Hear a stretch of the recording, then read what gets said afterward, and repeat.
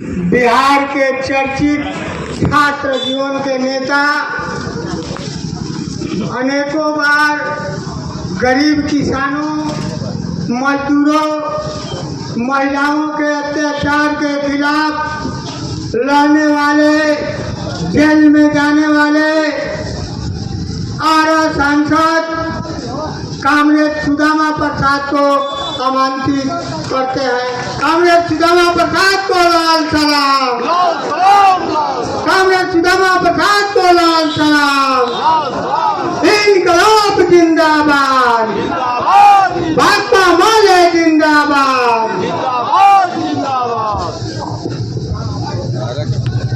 आज की इस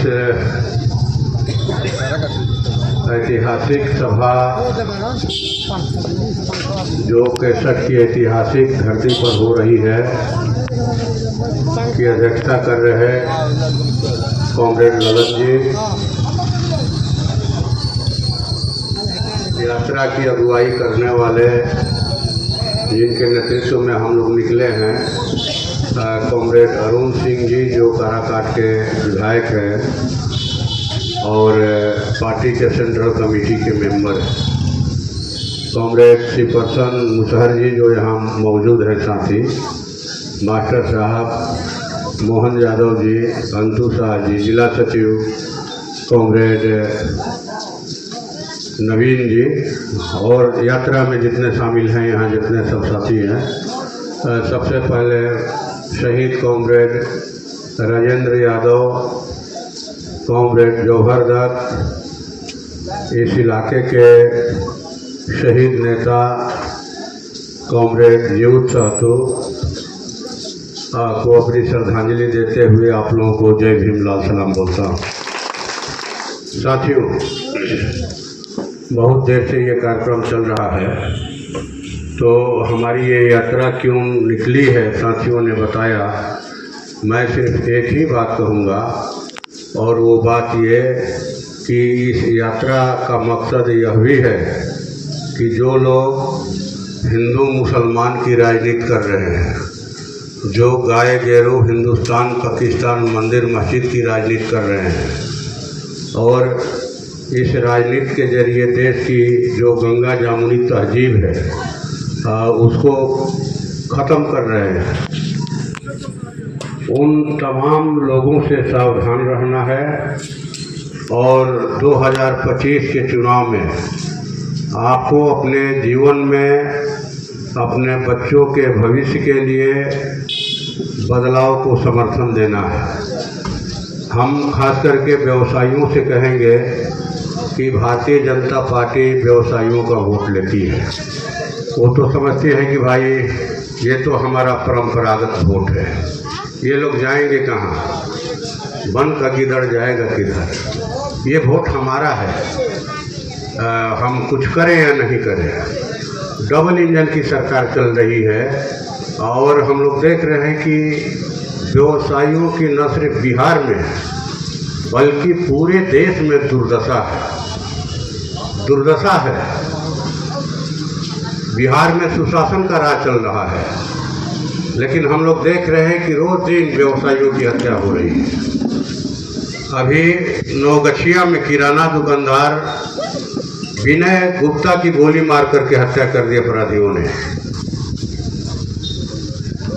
बेगूसराय के नौला में फुटपाथ पर जो व्यवसाय करते थे, लाखों बतासा बेचते थे, सुजीत शाह, शराब माफियाओं ने उनकी हत्या करवा दी इसलिए कि वो शराब का अपने मोहल्ले में विरोध करते थे। यहाँ वैशाली के महुआ में कपड़ा दुकानदार अवध चौधरी की गोली मारकर हत्या कर दी गई। हाजीपुर में सैनिटरी के कारोबारी अरविंद कुमार की हत्या कर दी गई गोली मार करके। अखबार में पढ़े होंगे लोग, बहुत चर्चित यहाँ छपरा में जो है गोदरेज शोरूम के मालिक अमरेंद्र सिंह और उनके भाई शंभू सिंह की गोली मार करके हत्या कर दी गई। ये हत्याओं का दौर चल रहा है, व्यवसायियों की आफत आई हुई है। सोने चांदी की दुकानों में खूब डकैतियां हो रही है। आरा तनिष्क शोरूम में जो बीच गोपाली चौक मैंने आरा के हृदय स्थल में वो सोने चांदी का शोरूम है तनिष्क का। दिन दहाड़े बंदूक की नोक पर 28 करोड़ की ज्वेलरी जो है अपराधियों ने लूट लिया और भाग गए। पटना के बीच पटना में तनिष्क शोरूम में 50 करोड़ के गहने की डकैती हुई। मुजफ्फरपुर में गहने की दुकान में डकैती।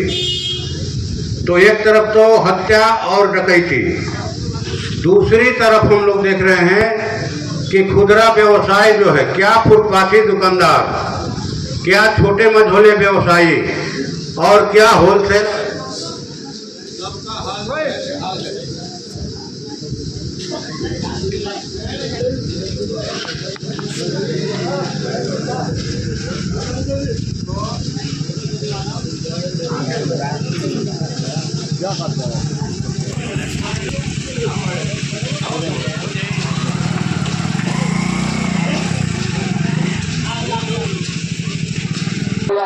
क्या फुटपाथी दुकानदार, क्या छोटे मझोले व्यवसायी, क्या बड़े व्यवसायी, क्या होलसेलर, अडानी अंबानी को छोड़कर सबकी हालत खराब है। सबकी हालत खराब है। मोदी जी की सरकार जो है वो अडानी अंबानी पर ढली हुई है। अडानी अंबानी के अलावा मोदी जी को कोई नहीं दिखाई पड़ रहा है। लग रहा है कि पूरे देश का जल जंगल जमीन कारखाना खदान सब कुछ लूट करके अडानी जी को दे देंगे। कृषि देना चाहते थे लेकिन किसानों ने विरोध किया। व्यापार दे दिया। खुदरा व्यापार में पूरे देश में 22 करोड़ लोग लगे हैं। 22 करोड़ लोगों के घरों का चूल्हा खुदरा व्यवसाय से चलता है। खुदरा व्यवसाय से। लेकिन खुदरा व्यवसायियों की हालत क्या है? हमने देखा कोरोना काल में जिस समय लॉकडाउन लगा 3 बार, चट्टी बाजारों पर सन्नाटा था, मुल्क घटिया की स्थिति थी। कई दुकानदारों ने कहा कि भाई आप लोग किसानों की बात करते हैं, भूमिहीनों की बात करते हैं, मजदूरों की बात करते हैं, हम दुकानदारों की बात कौन करेगा?